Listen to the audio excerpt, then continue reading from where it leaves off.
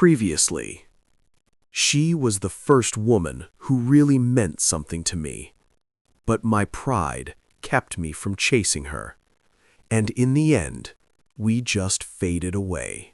Chapter 4. Marina, the most powerful woman who ever walked into my life. The chapter of Daphne had closed for good. A series of shallow, fleeting encounters had fed my wounded ego. And then, Marina came into my life. I met her on a flight to Italy. It was November, I remember. We were sitting next to each other. I never liked flying, and this time, I was doing it out of necessity. Our destination, Milan. The flight was rough due to bad weather, and I, because of my fear, felt completely frozen. Silent, I tried not to think about it. The turbulence made me nauseous, to the point where I had a beautiful woman sitting right next to me, and I paid her no attention at all. She noticed that I was afraid. I mean, even though I tried not to show it, she smiled at me without saying a word. She seemed calm, and she truly was. Then she took the initiative and spoke to me. "You seem scared," she said, smiling, almost teasingly. "There's no reason to be afraid," she continued. "Whatever is meant to happen will happen." "Kismet." "Nice way to comfort me, ma'am," I said. "Anifa D. Marina Anifa D." She introduced herself. "Why don't you have a whiskey? It will calm you down," she suggested. I ordered 2 whiskeys, one for me and one for her. She seemed independent, and the way she handled situations impressed me.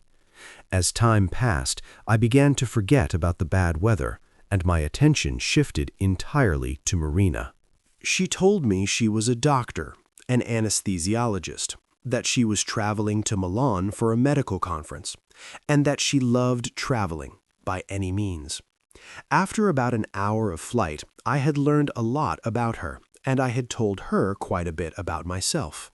The rest of the journey to Milan passed beautifully. We talked with an incredible sense of familiarity. It felt as if I had known her for years. There was something about her, something in her character that reminded me of Nina. But perhaps that was simply her strong personality. I liked this woman. We were the same age, both single, and it seemed we liked each other. When the plane reached its destination, I had her address and phone number back in Greece, and she had mine. We agreed to meet again once we returned home. Knowing the date of her return, later than mine, I decided to make the first move and call her after letting a week pass. I needed time to feel safe. We arranged to meet for dinner the following night. I was trying to push away my insecurities, because I had many. I wanted to present a different version of myself than who I truly was. That was my mistake. I had only recently managed to break free from my mother's influence, and now I was ready to fall again. Like a ripe fruit shaped under the influence of another woman, a presence in my life that would prove just as decisive. We had arranged to meet in Kolonaki. I was waiting for her no more than 5 minutes. She arrived exactly on time. We went out for dinner to a beautiful place somewhere in Kifisia. That special meeting turned into something more. She impressed me. Her aura, her posture, her confidence. And despite the fact that we were almost the same age, she seemed much younger than me. She would make the perfect bride for Nina, I thought. The wrong thought. Instead of thinking, here is the right woman for me, I fell in love with her. At least, I think I did. But I was controlled in the way I expressed it. My spontaneity had disappeared along with Daphne. The relationship started calmly. She responded in a way that she guided, almost shaping things to her will, like Daphne once did. And yet, I let it happen. Because I liked her personality. Strong and deeply feminine. Marina managed, successfully, to pass all of Nina's tests, and 1 year later, she became my wife, with Eris as our best man, and my mother's full approval. She admired her, both for her appearance and her profession. I was incredibly happy, and I showed it. The first year passed almost without a cloud. Nina was proud of her son for having found such a woman, and I was proud of my wife, but also of myself for having managed to win a woman like Marina. And just when everything seemed to be moving in the right direction, something appeared that would slowly lead our relationship off course. Everything began with that house, the one we had decided to renovate, not the one I lived in with my parents in Chalandri, but my father's ancestral home in Marousi.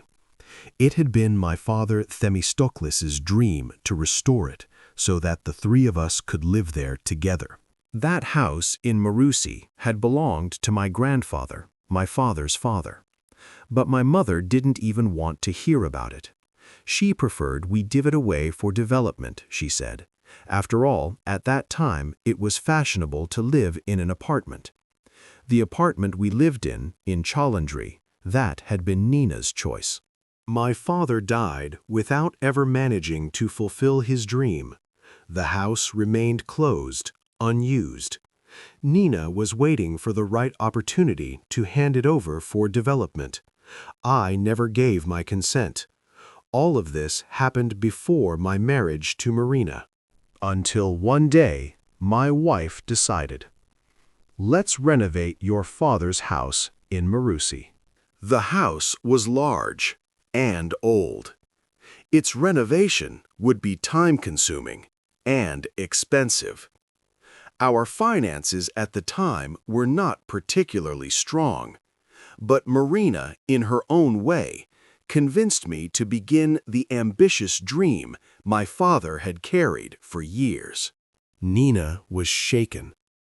"What are you going to do, my child?" she kept saying. "How will you manage?" I tried to change my wife's mind, but it was pointless. She had already decided. She even managed to convince Nina. Only a Marina could have done that. The two women shared the same absolute character. My mother didn't insist any further. She gave in because she saw the dead end. We took on a loan and stepped into a series of troubles that we were not ready to face yet. When we got married, we had rented an apartment close to my parents' house in Chalandri. It was convenient for Marina, too, as it was near her workplace.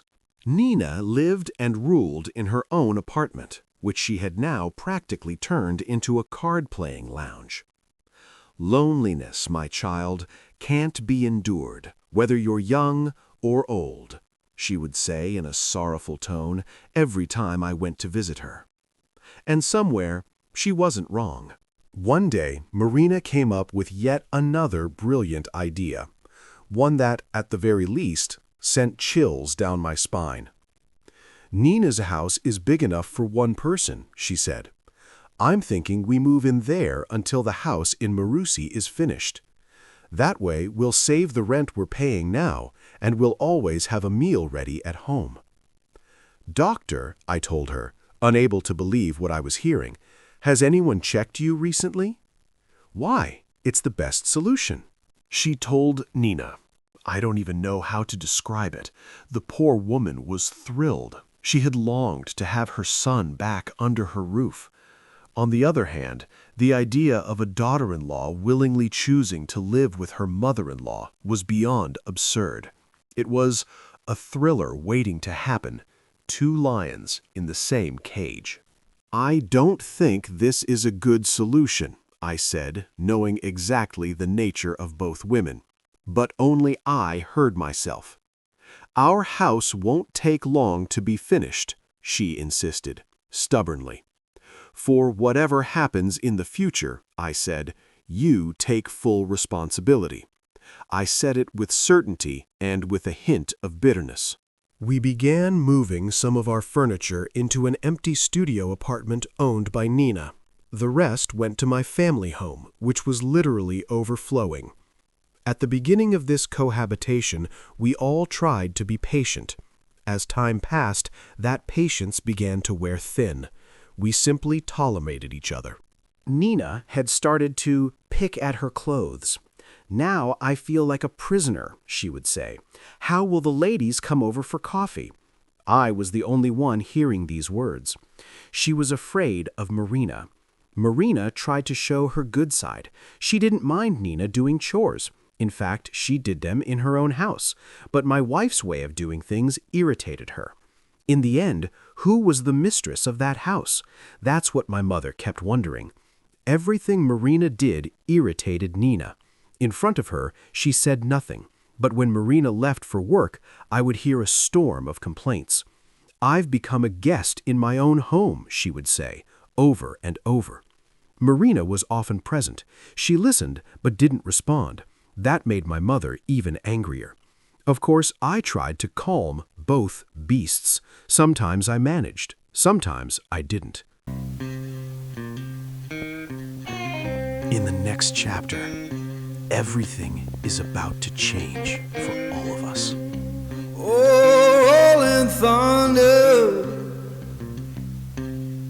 calling down my name.